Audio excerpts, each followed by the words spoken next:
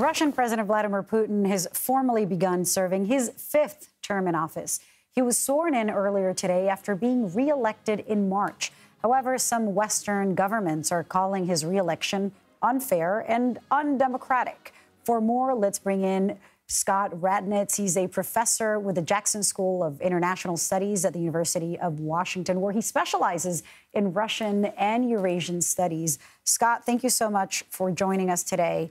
Let's begin with what a fifth Putin term means for Russia and its place on the international stage. I was listening to NPR. They were saying at the end of this term, he will have served longer than Stalin. Yes, well, Putin is all in on the war in Ukraine. He feels like the wind is at his back. He's pretty confident in his hold on power, and he has good reason to be. He thinks that Russia's been doing fairly well recently in pushing Ukraine back and gaining more territory. And he has the ability to serve by the Russian Constitution for another 12 years. So he could potentially be in office until 2036, which would be 37 years. That's a very long time. Of course, before this election, we saw the death of Alexei Navalny. Many Western observers are calling his reelection undemocratic in many other terms. Talk to us about why. Yeah, Putin likes to give the impression that he's extremely popular and that there's a lot of grassroots support for his position in power. So most experts who studied the March election concluded that there was a large amount of fraud. Officially, he won 87% of the vote, but some analyses have concluded that 20 to 30 million out of about 60 million votes might have been simply falsified. He does this because he wants to give the impression that he's a popular and democratic leader, but the fact was he didn't have any real opposition. Yeah. Several candidates who might have had some independent support were barred from running through technicalities.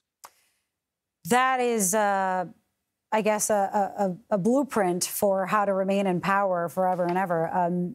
How can the opposition have a place, given, as I mentioned before, the death of Navalny and what you're saying, anybody who wanted to run was either barred or is in prison?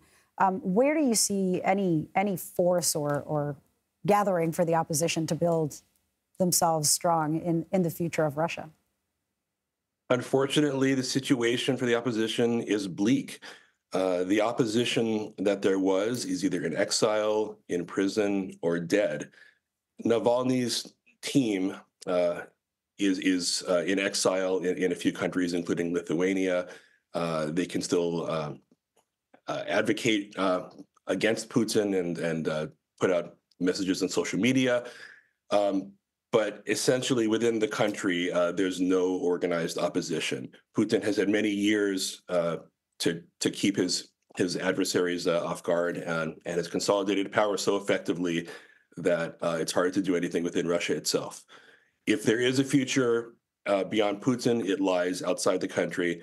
A lot of the Russians who fled after the full-scale invasion in 2022 are opposed to Putin, and maybe someday there could be some kind of emergent opposition outside the country. Scott Radnitz, thank you so much. Thank you. Good to be here.